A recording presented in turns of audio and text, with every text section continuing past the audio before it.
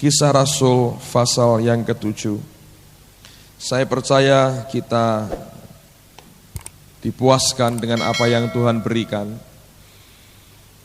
Dan mari belajar untuk menjaga apa yang Bapa anugerahkan buat kita. Amen, saudara.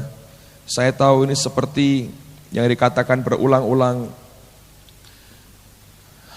Tuhan memberikan akan benih gandum yang baik. Musuh akan mencoba untuk menaburkan benih ilalang. Dan memang tidak akan pernah bisa tumbuh dengan baik kalau pada masa awal pertumbuhannya kita mencoba untuk mencabuti akan ilalangnya. Akan mati dua-duanya. Jadi mari belajar, izinkan roh Tuhan yang membuat kita makin bertumbuh dalam Dia. Kisah Rasul pasal 7, lihat mulai ayat yang ke-23. Kisah Rasul pasal 7 ayat yang ke-23, firman Tuhan berkata demikian. Pada waktu ia berumur 40 tahun, timbullah keinginan dalam hatinya untuk mengunjungi saudara-saudaranya, yaitu orang-orang Israel. Ketika itu ia melihat seorang dianiaya oleh seorang Mesir. Lalu ia menolong dan membela orang itu dengan membunuh orang Mesir itu. Pada sangkanya, saudara-saudaranya akan mengerti bahwa Allah memakai dia untuk menyelamatkan mereka. Tetapi mereka tidak mengerti. Pada keesokan harinya ia muncul pula ketika dua orang Israel sedang berkelahi. Lalu ia berusaha mendamaikan mereka, katanya, saudara-saudara, bukankah kamu ini bersaudara? Mengapa kamu saling menganiaya? Tetapi orang yang berbuat salah kepada temannya itu menolak Musa dan berkata, siapakah yang mengangkat engkau menjadi pemimpin dan hakim atas kami? Apakah engkau bermaksud membunuh aku sama seperti kemarin engkau membunuh orang Mesir itu? Mendengar perkataan itu, larilah Musa dan hidup sebagai pendatang di tanah Midian. Di situ ia memperanakkan 2 orang anak laki-laki. Nah, berulang-ulang kita belajar bahwa pada ayat yang ke-23, sebetulnya bukan timbul keinginan dalam hatinya. Sebab kalau dikatakan timbul keinginan dalam hati, artinya memang ini kehendak daripada Musa sendiri. Nah, dalam terjemahan yang lain dikatakan it came to his heart. Nah, kata datang kepada hatinya menunjuk kepada sesuatu yang dari luar masuk ke dalam hati. Kalau muncul dari dalam hati, itu muncul dari dalam hati daripada Musa sendiri. Itu berarti ide pertamanya berasal dari Musa. Itu berarti inisiatifnya pertama-tama muncul dari Musa. Tapi Alkitab berkata, it came to his heart, datang kepada hatinya. Artinya ada sesuatu yang dari luar yang masuk ke dalam. Nah, kerinduan yang masuk itu berupa mengunjungi saudaranya. Musa mendapatkan beban dari Allah untuk mulai melihat akan keadaan bangsanya. Sementara dia sudah hidup begitu limpah tanpa teraniaya sebagai anak daripada putri Firaun, tetapi tiba-tiba Allah memberikan beban kepada hatinya untuk mengunjungi saudara-saudaranya yang mengalami perbudakan. Jadi Musa yang pertama-tama itu bukan karena dia terbeban melihat bangsanya sendiri, tapi Allah yang pertama-tama bekerja, berkarya, memberikan beban itu masuk ke dalam hatinya. Nah, kesalahan Musa adalah begitu beban itu dia terima, pada sangkanya dia bisa melakukan semuanya hanya berdasarkan beban yang dia terima pada waktu itu dari Allahnya. Nah, semua yang Allah berikan di dalam hatinya, dia terjemahkan dengan cara pelaksanaan yang keliru. Yaitu apa? Dia menggunakan kekuatannya, menggunakan akan kesanggupannya untuk mencoba merebut hati daripada bangsanya. Dengan cara dia membunuh akan orang Mesir yang menganiaya bangsanya. Nah, pada sangkanya dia tahu dengan cara dia menerjemahkan dengan kekuatannya, bangsanya akan tahu bahwa Allah memakai dia untuk menyelamatkan mereka. Jadi sungguh-sungguh Musa terima beban dari Allah dan dia tahu itu beban dari Tuhan. Karena Alkitab kemudian berkata, pada sangkanya mereka mengerti Allah memakai dia. Kalau dia tidak yakin bahwa itu merupakan beban dari Tuhan, tanpa berpikir mereka pasti tahu Allah memakai aku. Bagaimana dia bisa mengasumsikan mereka tahu Allah memakai dia? Jelas oleh karena pertama kali beban yang dia terima itu sungguh berasal dari Tuhan sendiri. Nah, dengan demikian sebetulnya kita belajar sesuatu, saudara. Bahwa Allah bisa memakai kita, Allah bisa mengurapi kita, Allah ingin memakai hidup kita, tidak mungkin dibantah lagi. Pengalaman yang kita semua alami selama 3-4 hari ini, mungkin beberapa saudara pertama kali Anda mendoakan orang lain dan melihat bagaimana kuasa Allah dinyatakan lewat hidupmu kepada begitu banyak orang. Dan saya berdoa supaya makin banyak orang yang akan dipakai Tuhan untuk jadi berkat bagi orang lain.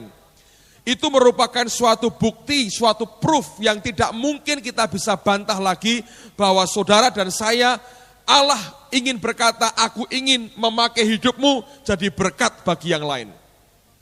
Tetapi kalau kita menerjemahkan dengan cara yang keliru, apa yang Tuhan sudah mulai berikan dalam hidup kita, itu akan membawa kita kepada suatu proses mundur, saudara. Kalau kita tidak sanggup menerjemahkan dengan tepat apa yang Allah sudah mulai berikan, maka dalam waktu singkat kita akan mengalami suatu proses mundur. Dan ini yang dialami oleh Musa.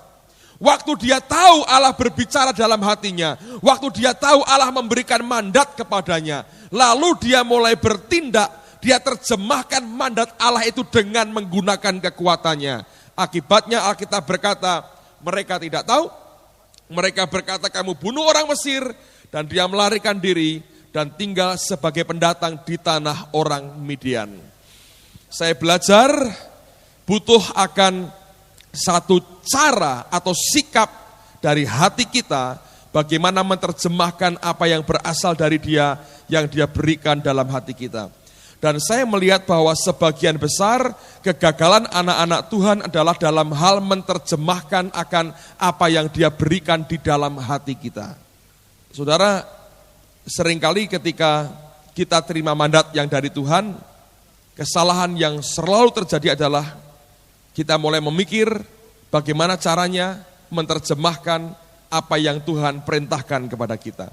Kalau kita sudah mulai memikir, kita mencoba membuat analisa, kita mencoba membuat kesimpulan bagaimana aku bisa menerjemahkan ini, kesalahan telah dimulai. Sebab ternyata bukan dari sini keluarnya apa yang berasal dari Allah, tapi dari sini, saudara. Nah, mari kita lihat bagaimana kemudian selama di Midian itu, apa yang kemudian terjadi pada Musa. Bilangan pasal yang ke-12. Bilangan pasal yang ke-12. Sebagian Anda mungkin sudah pernah membaca perikop ini, tapi mari kita lihat kembali akan pasal ini. Bilangan pasal 12 mulai ayat yang pertama. Bilangan pasal 12 mulai ayat yang pertama.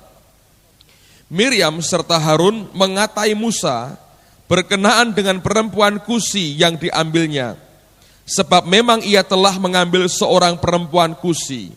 Jadi rupanya Musa ini kawin lagi, saudara.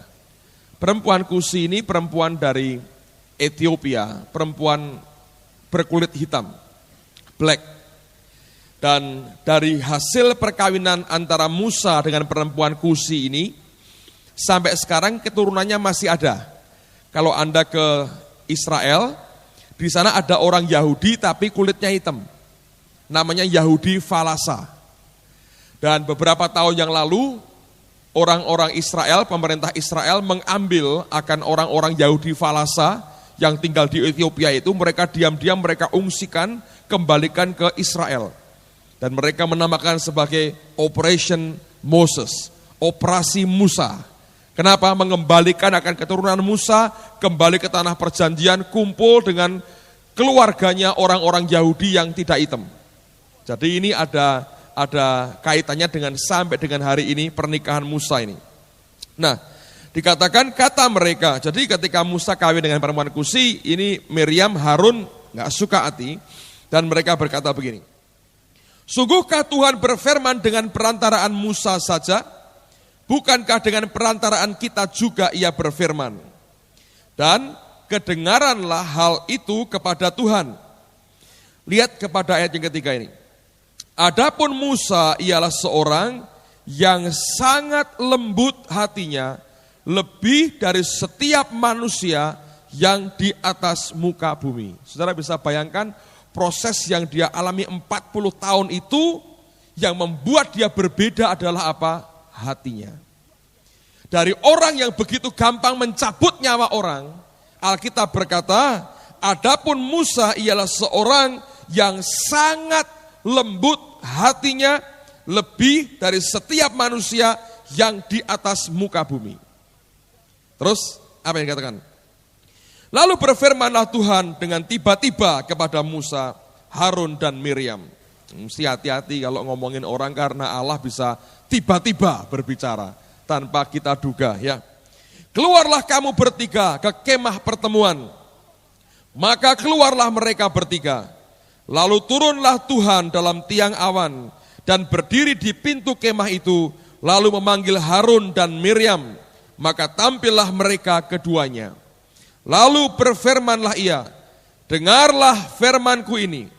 Jika di antara kamu ada seorang nabi, maka aku Tuhan menyatakan diriku kepadanya dalam penglihatan.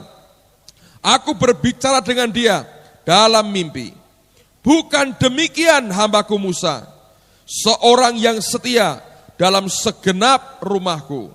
Perhatikan, dia berkata begini, berhadap-hadapan aku berbicara dengan dia, terus terang, bukan dengan teka-teki, dan ia memandang rupa Tuhan. Mengapakah kamu tidak takut mengatai hambaku Musa? Sebab itu bangkitlah murka Tuhan terhadap mereka, lalu pergilah ia.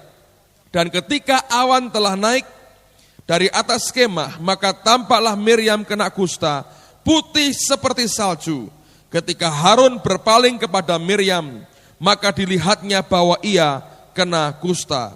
Lalu kata Harun kepada Musa, ah Tuanku, janganlah kiranya timpakan kepada kami dosa ini yang kami perbuat dalam kebodohan kami. Janganlah kiranya dibiarkan dia sebagai anak gugur, yang pada waktu keluar dari kandungan ibunya sudah setengah busuk dagingnya. Lalu berserulah Musa kepada Tuhan, ya Allah, sembuhkanlah kiranya dia. Kemudian berfirmanlah Tuhan kepada Musa, sekiranya ayahnya meludahi mukanya, tidakkah ia mendapat malu selama 7 hari? Biarlah dia selama 7 hari dikucilkan keluar tempat perkemahan, kemudian bolehlah ia diterima kembali. Jadi dikucilkanlah Miriam keluar tempat perkemahan 7 hari lamanya, dan bangsa itu tidak berangkat sebelum Miriam diterima kembali. Kemudian berangkatlah mereka dari Haserot dan berkemah di padang gurun Paran. Nah, dengarkan saudara. Apa hubungannya Musa kawin lagi dengan kelembutan hati? Apa hubungannya Miriam kena kusta dengan kelembutan hati? Apa hubungannya Allah berbicara muka ke muka, terus terang tanpa teka-teki dengan kelembutan hati? Saya melihat begini, ketika Musa diizinkan Allah mengalami proses selama 40 tahun dalam padang gurun, hasil yang paling menyolok dari apa yang dia alami adalah hatinya begitu lemah lembut, lebih dari semua manusia di atas muka bumi. Nah, rupanya hati yang begitu lembut inilah yang sebetulnya Tuhan cari. Saya belajar kuasa Allah yang begitu dahsyat dia demonstrasikan selama di Mesir, selama di padang gurun 40 tahun lamanya. Ternyata bisa disalurkan hanya lewat hati seperti yang dimiliki Musa. Makin lembut hati kita, makin kuat ternyata kenyataan kuasa Allah dinyatakan dalam kehidupan kita. Bahkan kalau Anda perhatikan, penghakiman Tuhan terjadi melalui orang yang lembut hatinya. Saya baru menyadari tidak mungkin Allah memberikan kuasa penghakimannya kepada orang yang keras hatinya. Sebab setiap manusia akan mati oleh karena orang yang keras hatinya. Anda bisa bayangkan, orang ini pernah diberontak oleh Korah, Datan, Abiram. Mereka kumpulkan orang-orang terkemuka, mereka buat rapat, mereka berontak melawan Musa. Tidak diucapkan banyak kalimat, dia hanya tersungkur mukanya sampai ke tanah. Dan Allah yang bertindak sendiri. Saya belajar bahwa rupanya orang yang lembut hatinya seperti ini, yang Tuhan cari pada hari-hari ini. Dan pada orang yang lembut hatinya semacam ini, Allah berbicara terus terang, muka ke muka, tanpa teka-teki. Dia bicara terus terang apa adanya dari muka ke muka, dan dia sampaikan semuanya. Dan Allah berkata, dia telah melihat Tuhan, memandang rupa Tuhan. Nah, dengarkan saudara, ketika dia terima beban dari Allah, dia pernah menerjemahkan dengan cara yang keliru. Dan berakibat begitu fatal, penundaan terjadi. Dan Allah melihat dia harus diajar menerjemahkan akan mandat Allah dengan benar. Dan pendidikannya itu harus dilewati di padang gurun. Nah, hasil daripada pendidikan Allah di padang gurun itulah yang membuat Alkitab berkata dia jadi orang yang begitu lemah lembut. Lalu ketika kelembutan hatinya terjadi, kuasa Allah dialirkan lewat hidupnya, penghakiman Allah dibuat lewat hidupnya, dan begitu banyak manifestasi yang terjadi oleh karena hati orang yang begitu lembut dan sudah dilembutkan oleh Tuhan. Nah, saya mendorong setiap saudara, apa yang Allah sudah investasikan dalam hidupmu, ya, itu bukan hal yang murahan, itu hal yang berharga. Sebagian dari saudara bayar harganya dengan apa yang engkau alami. Ya, Pak Hadi, bayar harganya ya. Dianggap orang blow on toh sama orang lain. Hari ini harus pulang ini saudara. Di kantor Basaroh dan jerkingnya masih belum. Beberapa teman dulu pernah mengalami juga yang sama, sampai oleh bosnya itu dimasukkan rumah sakit, saudara. Dipikir ada kelainan apa, diperiksa, dokternya kasih obat tidur, ya tidur, bangun jerking lagi saudaraku, bingung bosnya. Jadi itu ada harganya loh saudara ya, Anda mau dipermalukan di hadapan orang lain, dijadikan sebagai tontonan kayak orang goblok bener. Itu sudah ada harganya loh yang Anda sudah mulai bayar. Ya, itu bukan barang murahan, saudara. Orang ngelihatnya seneng, ngalami belum tentu mau, saudara. Tapi itu ada harga yang sudah mulai dibayar. Kita menyingkirkan semua harga diri kita. Nah, artinya Allah menginvestasikan sesuatu yang luar biasa dalam kehidupanmu. Belajar menerjemahkan dengan tepat apa yang Dia berikan dalam hati kita. Dan satu-satunya cara menerjemahkan adalah kalau saudara dan saya mengizinkan Tuhan memproses hati kita dan membuat jadi begitu lembut. Dengan hati yang lembut, yang gampang hancur, gampang dibentuk, gampang diarahkan, saudara akan bisa menerjemahkan setiap apa yang Tuhan perintahkan dan tidak akan pernah kehilangan itu lagi. Coba buka Mazmur 25. Mazmur 25, ayat yang ke-9. Mazmur 25 ayat 9 Alkitab berkata, ia membimbing orang-orang yang rendah hati menurut hukum.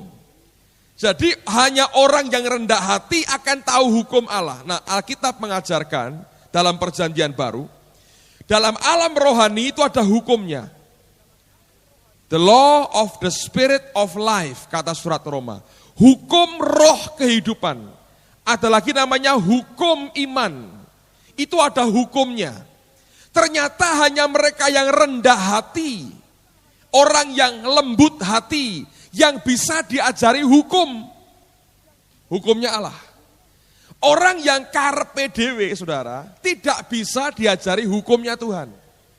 Daud berkata, ia membimbing orang-orang yang rendah hati menurut hukum.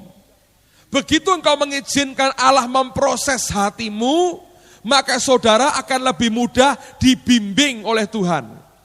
Kata membimbing artinya Anda akan didampingi, disertai sampai engkau mampu bergerak dengan baik seperti yang diinginkan pembimbing saudara. Yang kedua dia berkata, dan ia mengajarkan jalannya kepada orang-orang yang rendah hati. Jadi bukan hanya hukum diajarkan yang membuat kita dibimbing, tapi juga diajarkan jalannya. Kepada siapa? Orang yang rendah hati.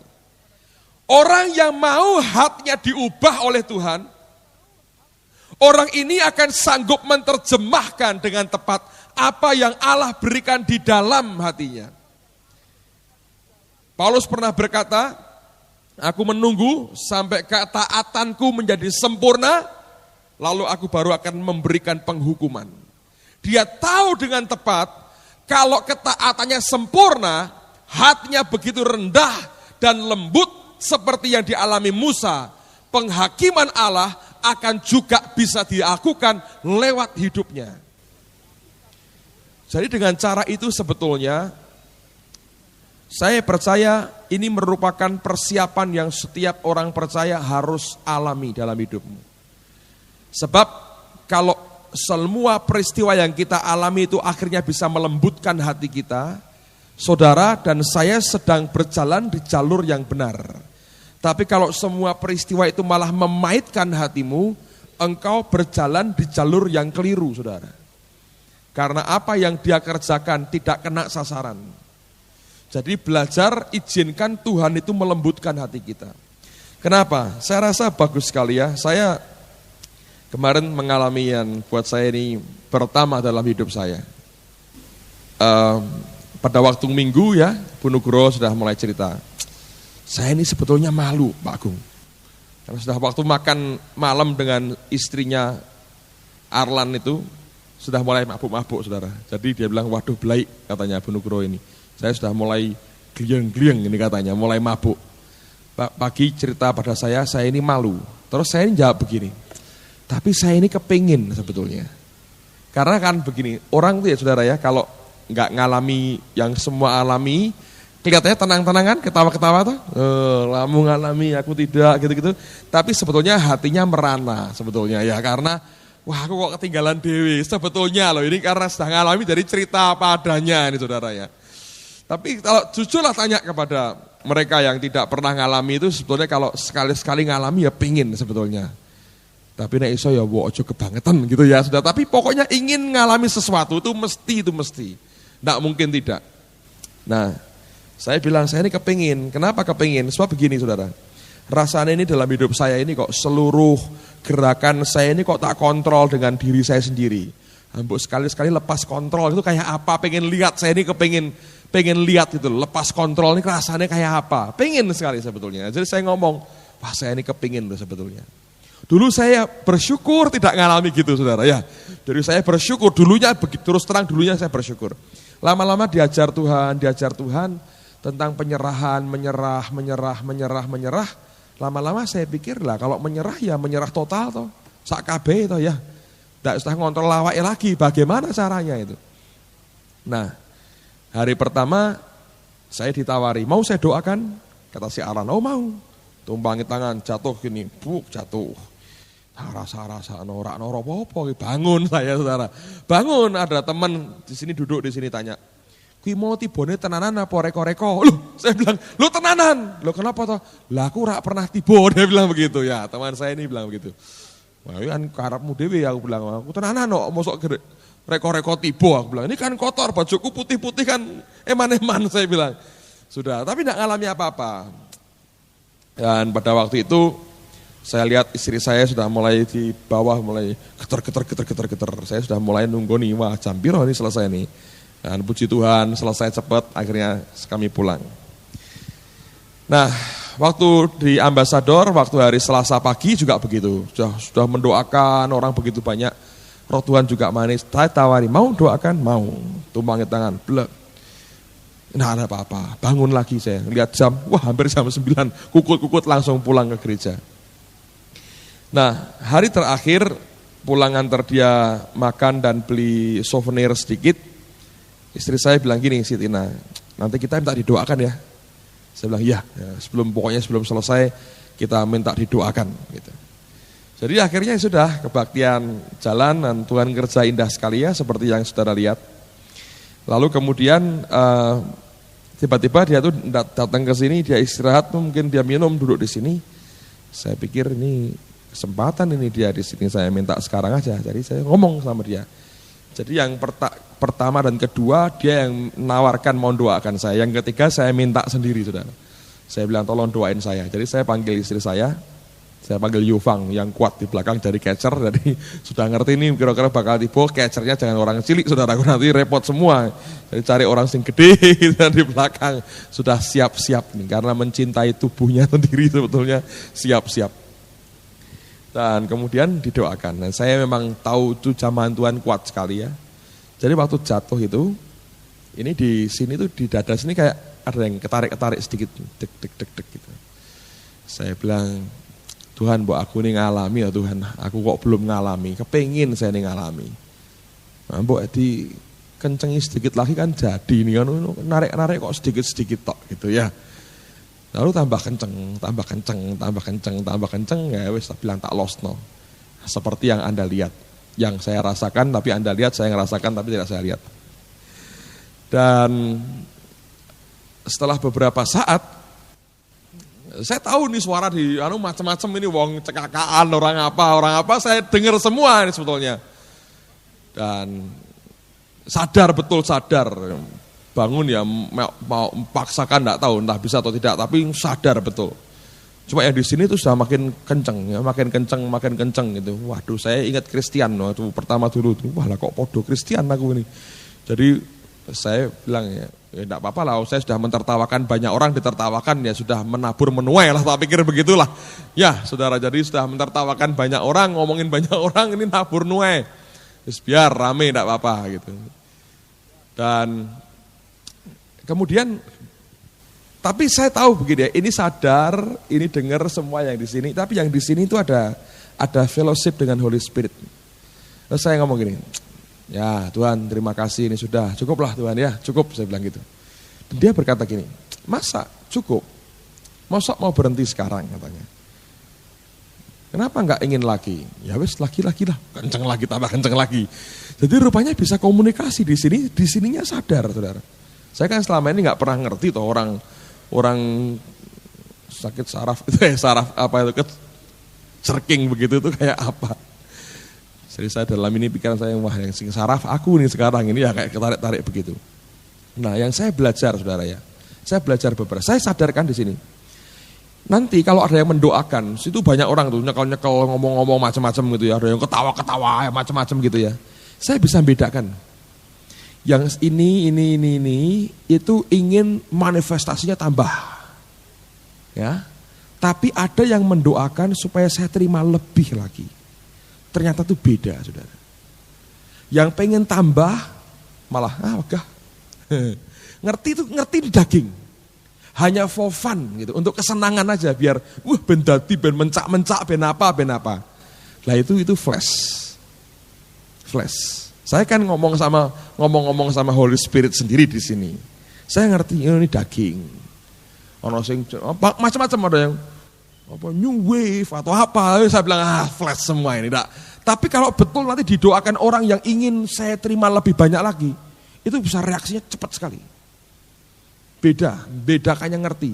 Ini dari daging sing kepengin supaya Pak Agung belum pernah ngalami ben dadi sisan gitu kira-kira, ingin tambah lebih daripada itu. Saya ngerti persis dan tidak bisa nerima. Karena itu ngerti ini flash. Tidak ada gunanya Anda numpangi tangan sampai payung ngopo, sampai Anda jumpalitan kayak apa, tidak ada guna. Itu tidak berakibat apapun di dalam saya. Sama sekali nggak ada akibatnya.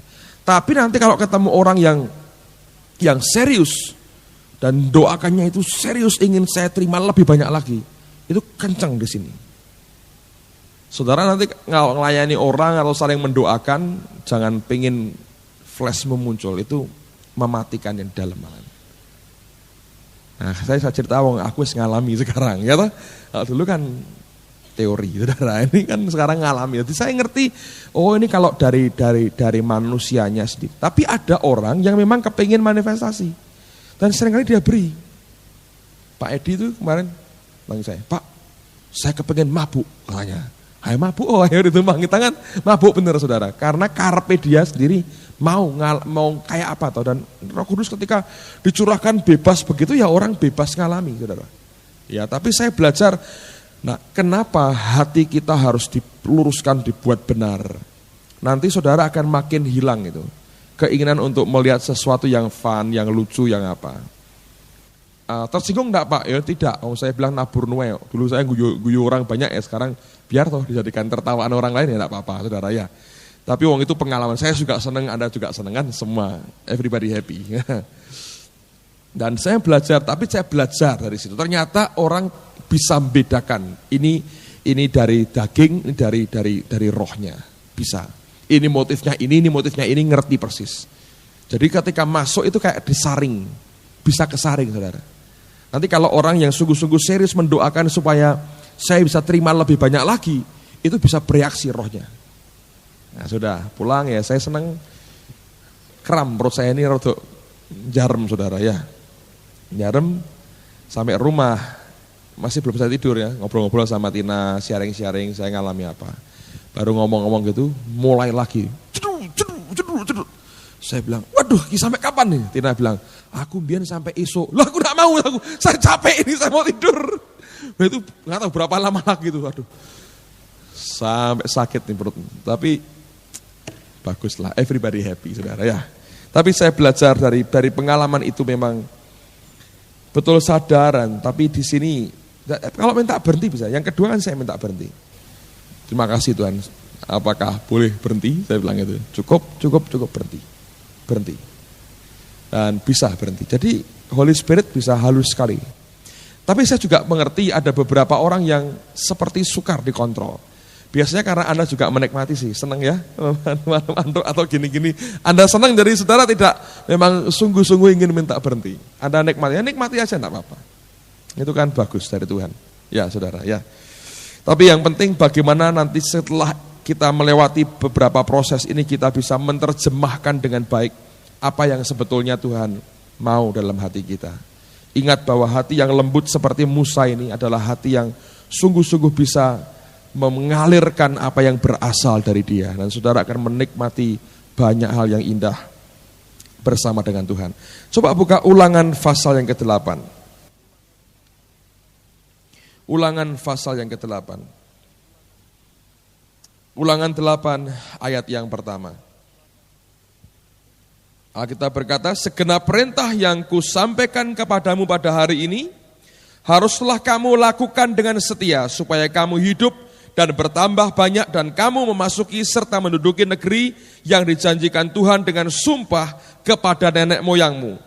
Ingatlah kepada seluruh perjalanan yang kau lakukan atas kehendak Tuhan Allahmu di padang gurun, selama 40 tahun ini dengan maksud, perhatikan ini, merendahkan hatimu dan mencobai engkau untuk mengetahui apa yang ada dalam hatimu, yakni apakah engkau berpegang pada perintahnya atau tidak. Jadi, ini tujuannya, ia merendahkan hatimu, lalu apa? Membiarkan engkau lapar dan memberi engkau makan mana yang tidak kau kenal dan yang juga tidak dikenal oleh nenek moyangmu, untuk membuat engkau mengerti bahwa manusia hidup bukan dari roti saja, tetapi manusia hidup dari segala yang diucapkan Tuhan. Pakaianmu tidaklah menjadi buruk di tubuhmu dan kakimu tidaklah menjadi bengkak selama 40 tahun ini. Maka haruslah engkau insaf bahwa Tuhan Allahmu mengajari engkau seperti seseorang mengajari anaknya. Bagus ya Tuhan itu ya. Ngajari kita seperti seorang bapak ngajari anaknya. Ya keras-kerasnya bapak masa bawa samurai ngajar anaknya saudara ya. Tapi saya belajar bahwa tujuannya adalah membuat kita rendah hati, membiarkan kita lapar, lalu Dia beri kita makan mana. Dan mana itu makanan malaikat kata Mazmur. Jadi kalau kita belajar, nanti Allah akan memberikan kepada kita kerendahan hati, kita dibuat makin lapar, Dia berikan mananya kepada kita. Oleh karena itu semua yang kita alami dalam Tuhan, semua benturan, semua apapun juga, persoalan dan sebagainya, tujuannya membuat engkau rendah hati, engkau lapar akan Tuhan, Dia beri engkau mana, seperti bapak nanti mengajar kepada anaknya, Dia akan ajar kita seperti seorang bapak mengajar kepada anak-anaknya. Dan saya mendorong saudara sekalian, baik sekali untuk kita mempraktekkan banyak hal yang mendidik hati kita untuk rendah hati. Kita sudah diajar untuk saling mendoakan ya, dan itu bagus sekali. Saya ingin supaya hal semacam itu kita kerjakanlah setiap minggu kalau kita kebaktian. Supaya paling tidak setengah jam sebelumnya semua pada kumpul saling mendoakan. Saya belajar rupanya dipenuhi Roh Kudus tidak hanya sekali, tapi harus terus setiap hari. Kalau dibaptis roh cuma pengalaman sekali, tapi dipenuhi Roh Kudus setiap saat. Dan rupanya dengan saling minta didoakan itu membuat mengajar kita rendah hati. Gampang untuk menerima dari orang lain itu begitu gampang. Problemnya banyak orang mengalami kesulitan karena tidak bisa menerima dari orang lain. Hanya mau menerima dari orang-orang tertentu, itu salah besar. Kalau kita mau rendah hati, saling mendoakan akan bagus sekali. Ya, mumpung gak terlalu banyak orang pada teler mungkin ya saudara. Lebih baik nanti selesai sampaikan firman Tuhan, kita kumpul lagi, kita saling mendoakan lagi akan bagus. Api dengan api, balok dengan balok yang terbakar, yang ajar ya, itu bagus sekali kumpulkan. Jadi Anda tidak bisa menyimpan itu sendiri, nggak bisa.